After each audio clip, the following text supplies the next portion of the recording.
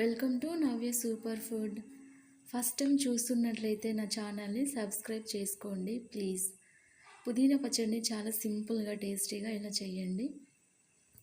Stove పైన ఒక గిన్నె తీసుకొని 3 స్పూన్ల నువ్వులు చిన్న మంట మీద వేగనివ్వాలి. నువ్వులు వేగాక పక్కన పెట్టేసుకొని పచ్చిమిర్చి మీ కారానికి తగ్గట్టు పచ్చిమిర్చి చూసి వేసుకోండి. పచ్చిమిర్చి కూడా వేసాక కొంచెం ఆయిల్ వేసి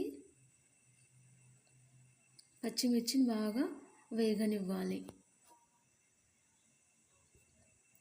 4 వెల్లుల్లి, కొంచెం జీలకర్ర అది కూడా వేసి వేగాక 1 కప్పు పుదీనాని మంచిగా పచ్చి వాసన పోయేంత వరకు వేయించుకోవాలి.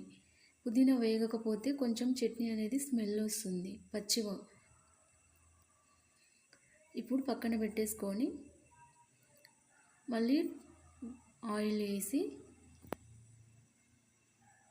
5 లేదా 6 టమాటాలు మెత్తబడేంత వరకు మగ్గనివ్వాలి.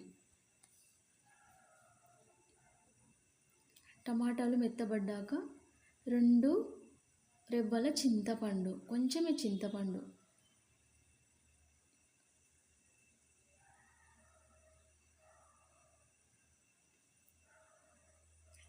వేసాక ఒక్కసారి కలిపి దించేసుకుంటే ఆ వేడికి చింతపండు ఉడికిపోతుంది.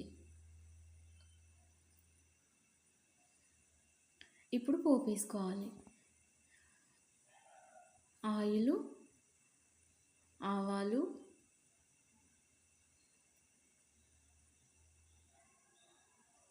జీలకర్ర అది కూడా వేగాక పసుపు. ఇంతే, సింపుల్గా పుదీనా పచ్చడి రెడీ. చాలా టేస్టీగా, సింపుల్గా,